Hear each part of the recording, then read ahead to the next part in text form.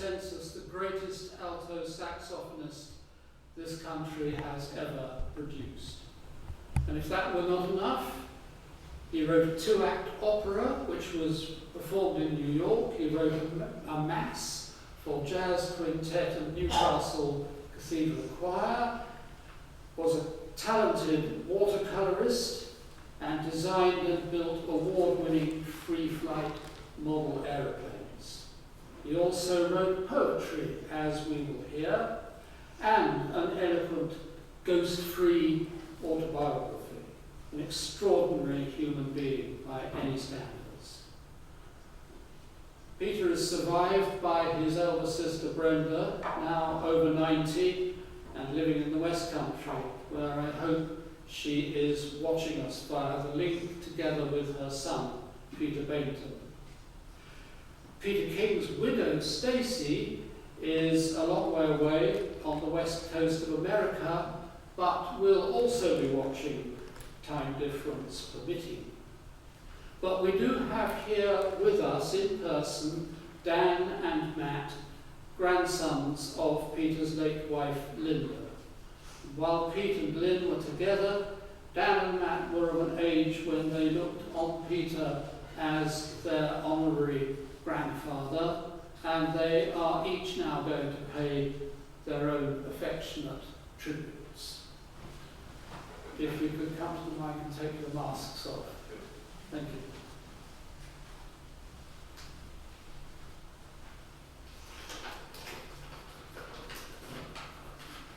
Good afternoon, everyone. I'm Dan, and this is my brother Matt. I'd like to thank everyone for being with us today in person or online to pay your respects to our grandfather, Peter King. He will be pleased to know that so many of his friends and family are joining us today. Whether you knew him as a husband, granddad, uncle, brother, or friend, you probably had the same level of appreciation and admiration for him that I do. Peter was married to my gran Linda in 1969. I was born in 1972, Matt in 1974, so to us he was always just granddad. I'm here today to represent a lot of people to whom Peter was family. There's Peter's wife, Stacey, in San Diego, that I've been in touch with in the last few weeks, and I know she's watching today. Hi, Stacey. From Linda's side, there's of course myself and Matt, also my mum Pauline, who had known Peter since the mid-1960s and was one of his oldest friends. From Peter's side, there's his elder brother Teddy and his children Christopher, Jonathan and Beth, his sister Brenda and her son Peter, who we will hear from later in today's service. And of course there's my nan Linda, who we sadly lost in 2008. I know she's looking down on us today. Nan and Brenda didn't have any children together, but through their nieces and nephews, grandchildren and great-grandchildren, he got to experience that world. And let me tell you, he was brilliant at that too. Such a warm, kind, caring man with an excellent dry sense of humour. He was a constant presence in our lives, always there if we needed him, and always present for the milestones you go through in life, always there. Having a granddad who was as talented as Peter was of course exciting and very cool. I have lots of memories of watching him play at Ronnie Scott's, the Bull at Barnes, gigs in my hometown of Birmingham, but my overriding memory as both a child and an adult is just hearing him practice at home. He was so dedicated to his craft that he practiced every day, and I have vivid memories of sitting talking with Nan and just hearing the most gorgeous music fill the house. Of course, another passion and extraordinary talent of his was aeroplane modelling. There are people far more qualified than me to tell you about that, and I know Matt would like to share some memories with you. Hi everyone. So, Grandad, or Grandad Peter, as we used to affectionately call him. Most of you will know my granddad for his amazing talent as a saxophonist and a composer. But I just want to share with you a couple of thoughts I've got about the other talent he had, aeromodelling, and also some of the fond memories that I have with him too. So he was a very accomplished aeromodeller, and he was a British aeromodelling champion in 1989, so right at the top of his field in that as well as music.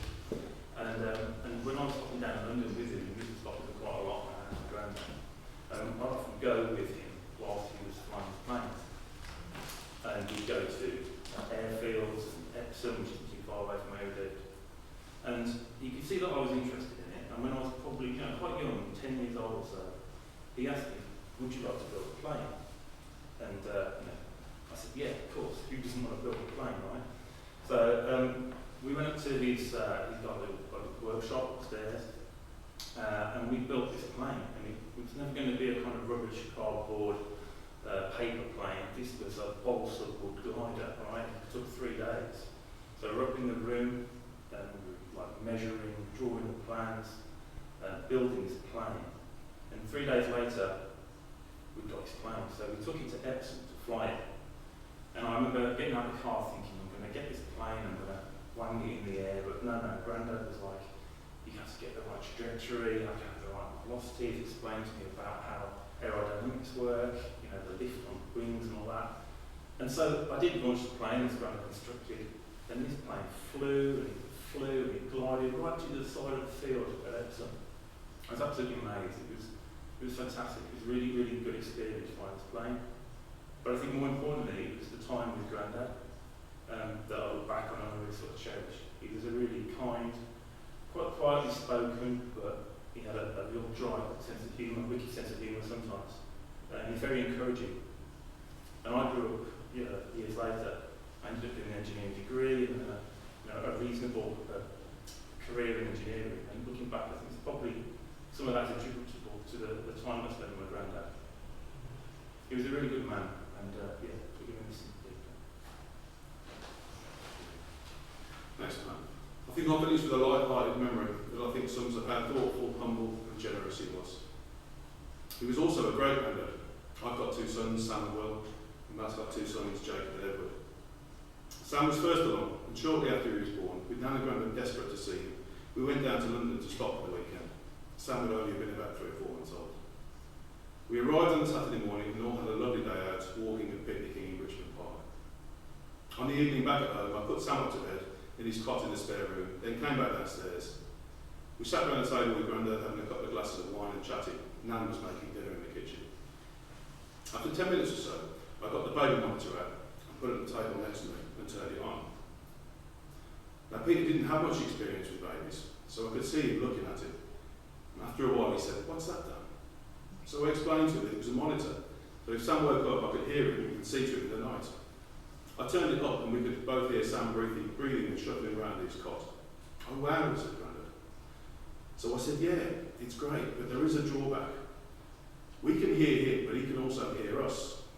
So if you wouldn't mind, Grandad, could you keep the noise right down all night? I don't want us to wake you." And he did, bless him. He was whispering, very concerned. "Shall I turn the music down? Is that too loud?" And I was like, yeah, Grandad, let's whisper. Let's whisper a while. And when Nan came in and started down the table, clattering plates and cutlery around, he was like, Lynn, be quiet. You'll wake Sam up." And Nan was looking at him like... An hour later, I couldn't best it no. Sam couldn't hear us, and he could make as much noise as he wanted to. That little simple family memory summed Peter King up for me. Thoughtful, kind, humble, generous, a great sense of humour, and just a wonderful human being. I miss him already, and I'm always going to miss him. Goodbye, Grandad, and look after Nan for me. Thanks, everyone.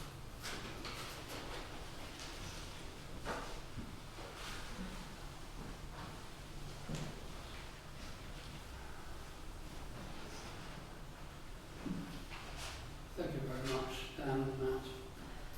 The teenage Peter King was gobsmacked when he first heard Charlie Parker, who became his hero and idol. At the age of 19, Peter had the honour of being asked to play at the opening night of Ronnie Scott's club in Gerrard Street, and he never looked back.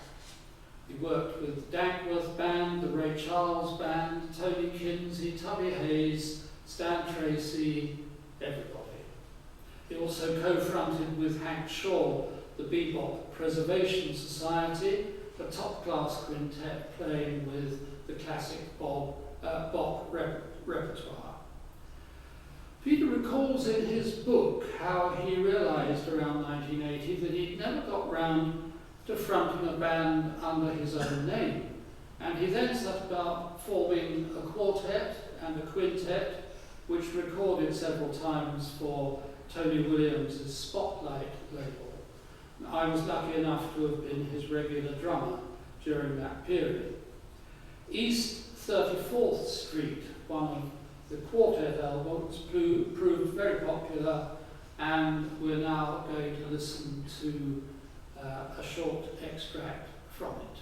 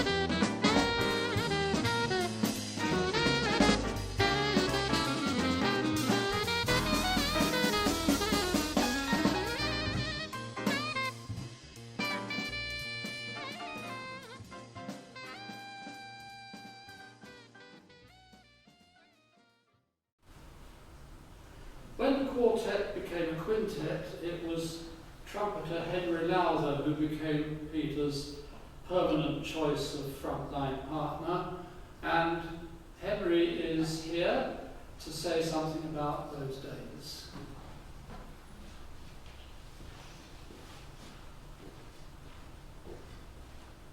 Thank you. Good afternoon.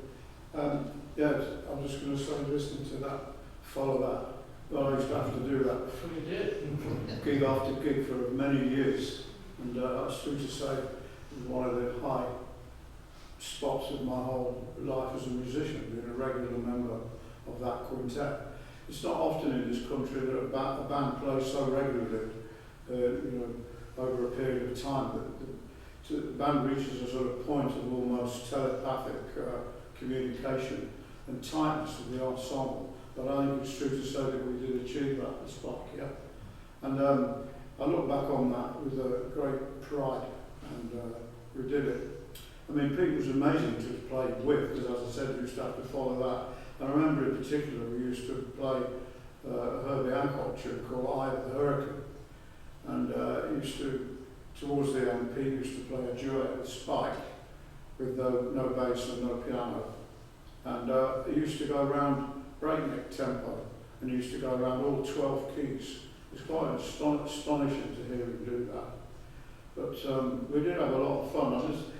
My own memory of Pete goes back to when he was in the Dackworth band, and I remember seeing that band live when Pete was effectively like lead alto in the band. And then, funnily enough, in the 1970s, there was a composer called Richard Hewson who used to, he'd actually been a guitar player in a little quintet with Sandy Brown and Kenny Wheeler. I know that sounds like a strange combination, and I used to dep for Kenny Wheeler in it, and Richard Hewson was the guitar player. He was a composer, and he wrote film music, but also he went through a period he was writing what he used to call dance music, which in many ways was the early period of the disco. And he always put myself and Pete. I think Pete used to be on tenor on those recording sessions at R.G. Jones Studio in Wimbledon, but I can't remember. But anyway, that was one of the closest associations I had with Pete, in fact, in those days. And of course, years went by. I played with him in various things, but probably most often in big bands. And I remember one night with Herman Wilson, who's a composer. We played in the Town and Country Club in Belsize Park. I remember Pete playing these solos, and the whole band was absolutely staggered by his playing. I've got a very powerful memory of that. But going back to the quintet, the amazing thing about that was, this is something that doesn't happen very often, but the band, that was to say Spike, Dave Creed, myself and John Hawler, we used to try to persuade Pete to have more rehearsals. The main reason being we wanted to actually know the music so well that we didn't need to read it at all. But Pete never wanted that for some reason. But that's an unusual thing for a band, to ask a band leader to rehearse more often. But it's true. Anyway, we travelled a lot with that band. We played, remember we did a Scottish tour, played in faraway places as well as Glasgow and Edinburgh. We played in Dundee, Inverness, Aberdeen. We played in Ireland a couple of times, Northern Ireland. We went to Paris. We had a few gigs in Portugal, in Coimbra, the university town in the middle of Portugal. And also we used to do gigs with Georgie Fame. Georgie Fame used to do his tribute to Chet Baker, and we used to do those with the quintet. They were great days, and subsequently, of course, I've seen and crossed paths with Pete, probably most notably in the bands of Charlie Watts, the big band, and which was always managed so successfully by Sheriff, sitting there. The enormous big band, the 33-piece big band, followed later by an 11-piece band, come 12-piece band with Charlie's, and we went to America with that, and Japan. So anyway, Pete was always a joy to work with, and as Spike says, a giant of British jazz, frighteningly good player, and it's been a privilege to have played with him. It's been a privilege to have known him, and I'd just like to say to Pete, rest in peace. Thank you very much.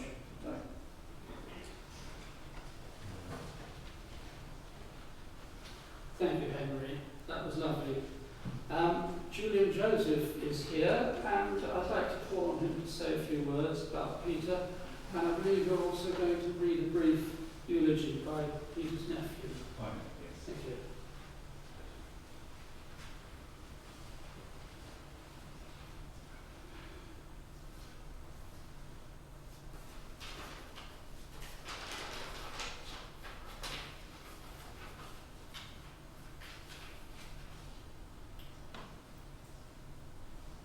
Hello everyone.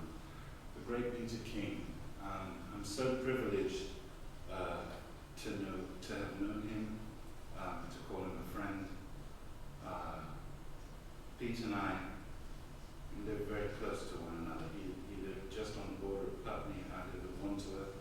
Our telephone numbers, there's one digit difference. here since I was a tiny child.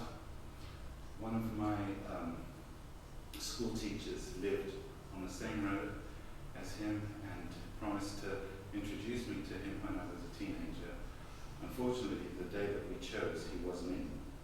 So I didn't get to meet him until I met him through John Dankworth a few years later when I was in my early 20s. And from that moment, he became a very dear and close family friend.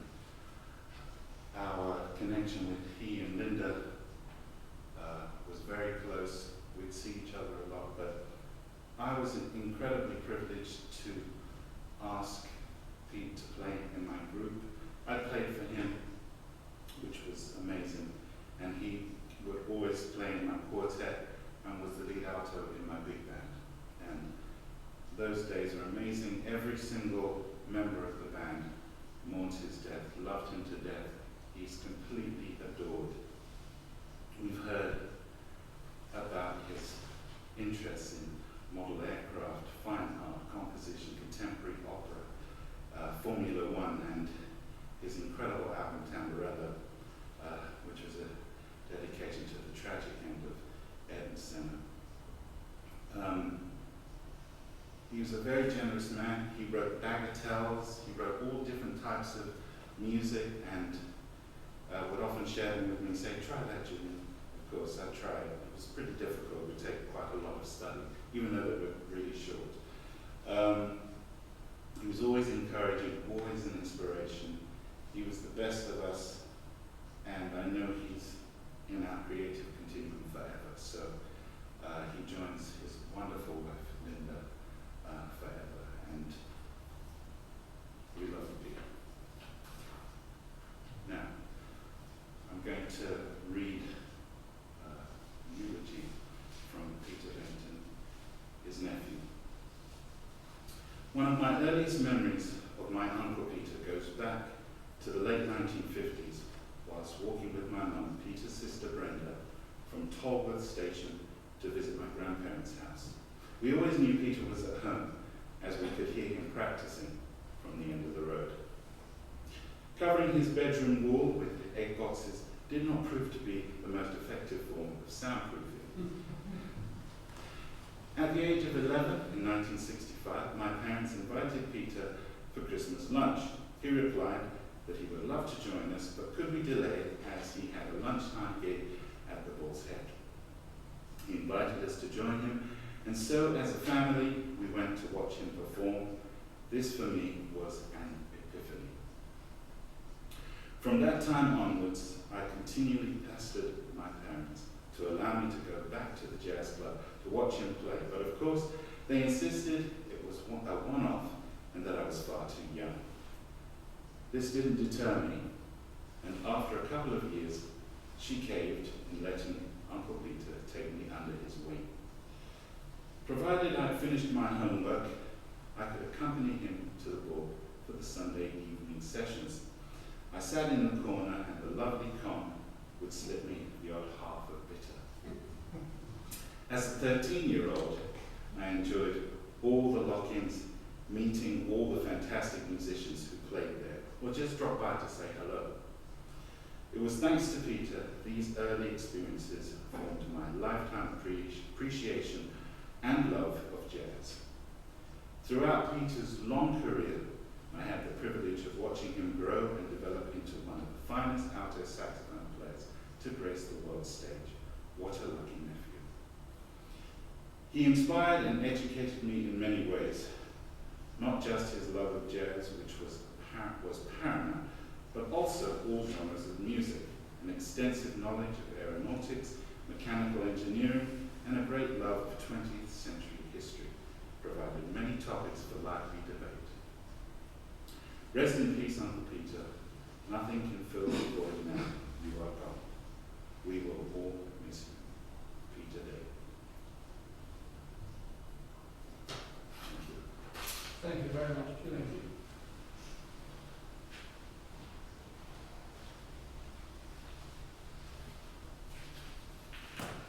By 1990, Peter had perhaps reached the summit of his powers, playing a style derived from Charlie Parker.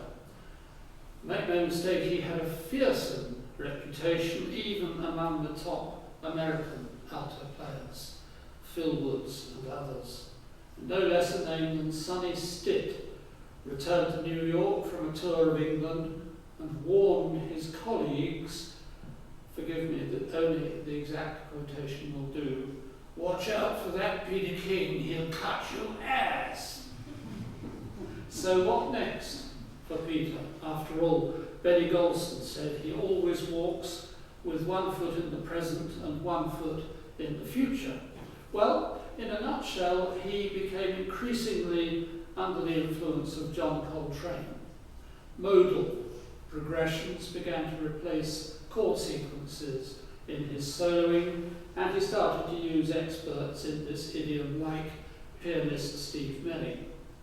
He also found a sympathetic record producer in John Miles, who, together with Peter Watts, got him to record some of his finest latter-day work for the Miles Music label. Julian mentioned the album Tamburillo, and it is brilliant, and we'd now like to play a little bit of that.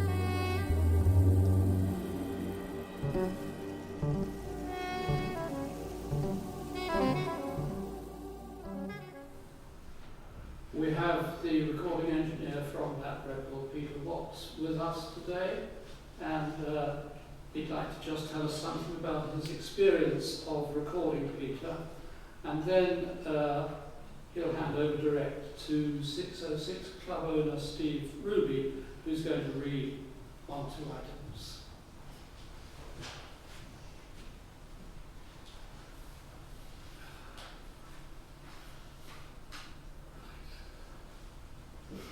So, Tamburillo, the corner on the Imola racetrack where Vincent lost his life in May 1994, and the name of one of the 3 linked pieces that Peter wrote and recorded in October of that year, when the loss was still very raw Woven around a theme from Bartók's second violin concerto, they evoke the atmosphere, excitement, danger and tragedy of Formula One.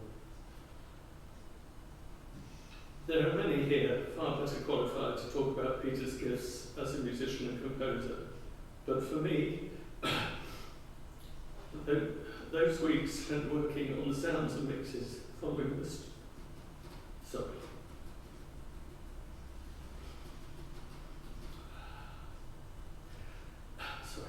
Those weeks spent working on the sounds and mixes following the studio recordings were an attempt to allow Peter to expand on his ideas and show a different side in writing and performance.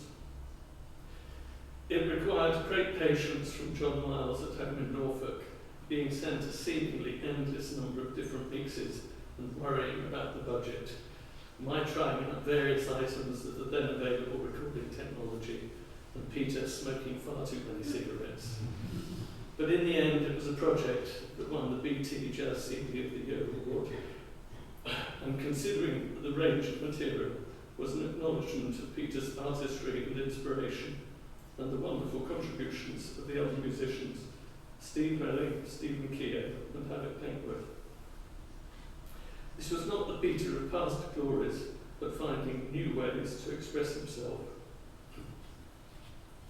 I met Peter for the recording of the first of his albums for Miles Music in 1988, after John and Peter had become friends, sharing interests in free flight models, aerodynamics and motor racing with John's history in Formula One. John's idea with Miles Music was to try and get British jazz musicians more of the recognition he felt they deserved. Tamburello was the second project with Peter, followed by Lush Life, then Footprints, and finally Janus in 2006. In between, Peter, busy and travelling, a Lifetime Achievement Award in Russia, to the US with Charlie Watts, concerts with Lalo Schifrin in Europe, flying competitions, gigs all over, commissions, and Zyklon with Julian Barry.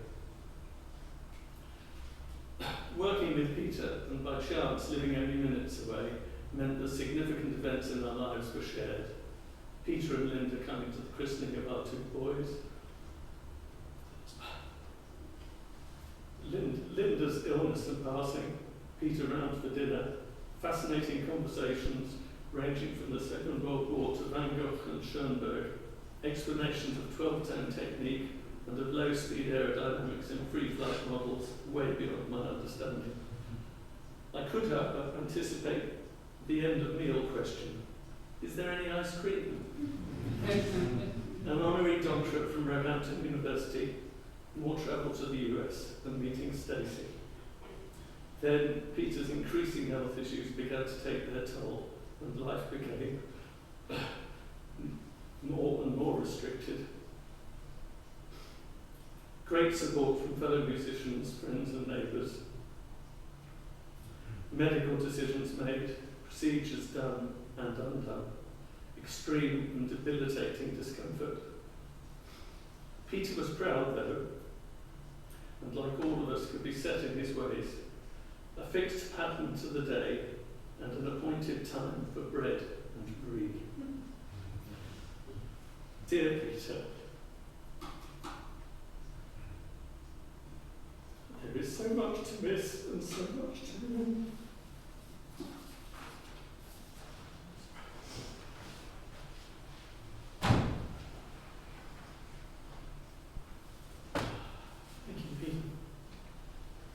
Just before I read the next tribute, I'd like to quickly share a story of mine about Peter. We've been back in the early 90s, and he was playing at the club and had just finished storming the set, and I went back to find him.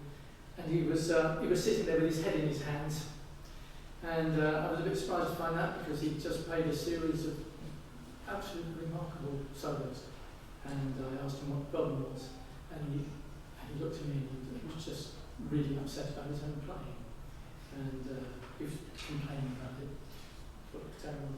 And he pointed out that it sounded absolutely fabulous to me. And he looked at me and he said, thanks. But the problem is, I've heard it all before. And then, as Spike alluded to, he got, that was just before he was just getting to the John Coltrane thing then, and it's just that constant striving to be better at whatever he did was a hallmark of his life. And the lesson that I learned from him that night has lived with me ever since.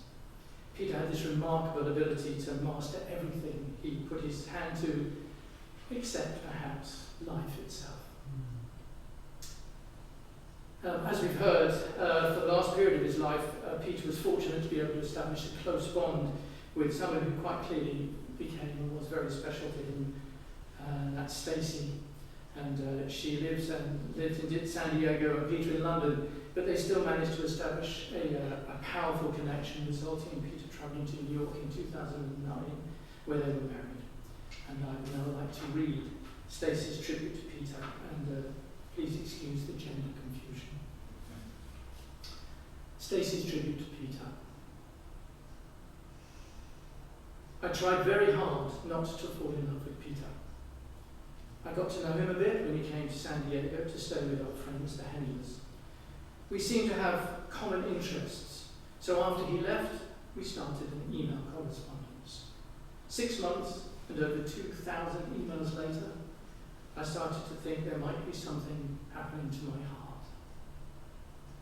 It seemed no matter how much I tried, I would not be successful in my quest to not fall in love with him. Besides the worldly interests we shared, love of music, love of art, love of history, and surprisingly, love of Formula One racing, I could not resist his pure soul, his deep spirit, and his big, open, loving heart. Even though tragically we were not able to overcome the obstacles we encountered that prevented us from living together in the same physical space, our love persisted. Our bond deepened over the years, and we were each other's anchor in this crazy whirlwind of life. There is a giant empty hole in my heart today, and the life that was Peter has left a hole in the hearts of all that cherished him and held him so dear. We are all better for having had him in our lives, and he lives on through his music and through us. So, fly high, Peter. Soar throughout the universe in pure spirit. You are with me always.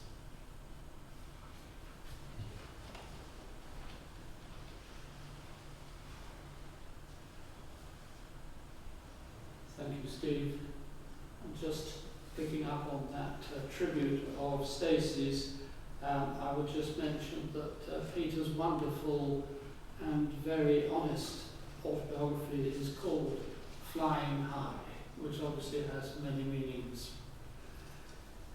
Peter was devastated by the loss of Linda, and as we've heard from Peter Watts, as he entered his 70s, his own health, never strong, began to deteriorate worryingly. He was in increasing pain, took to sitting down and lying down between sets.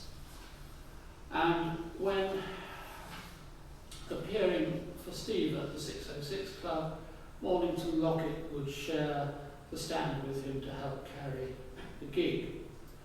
In the end, he was virtually housebound and immobile in his little end of terrace home behind the Putney Bridge Road. Friends rallied round, as we've heard, to keep an eye on him. I'd like to thank, in that respect, Peter Watts, Jamie Evans, Ben Riddle, Sean Kahn, and of course Steve Ruby himself. In a moment, as Peter and we leave this place, it is fitting that we shall hear his own voice reading his ethereal poem, Parker's Dream, followed by his solo alto blowing on the tune Yesterdays. But first, it is for each of us here and watching at home to say a private goodbye in our own ways.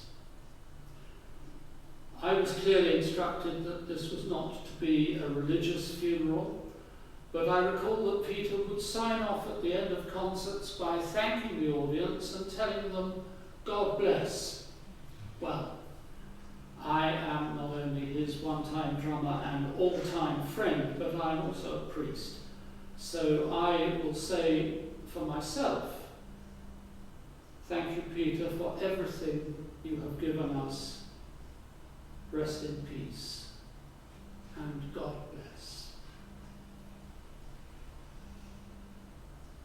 Relaxing at Camarillo, Charlie Parker had a dream the other night while the belts of his asylum bed were burning his skin and the cold white walls kept his screams from reaching the outside world. Somewhere in the future, under the heavy sky of Birmingham, a lonely voice was forcing itself out through the walls of a jazz club, coming to meet him. This music admitted no compromises. Straight, no chaser. Charlie Parker had a dream the other night and smiled. The music those men played was inspired by his music. In fact, it was a tribute to his work. He really knew now he wasn't insane. He really knew now the people in white were wrong. He really knew now all this suffering wasn't in vain. He really knew now. Charlie Parker had a dream the other night and liked it. This music had its own strength and personality. It was filled with deep respect, but also with the will to go further always. He liked it. Charlie Parker had a dream the other night and felt close to the voice that reached him from the future. He felt his suffering wasn't unique. It would be repeated forever, through time, as long as jazz was alive. But he was confident the dramatic beauty of this music would last forever.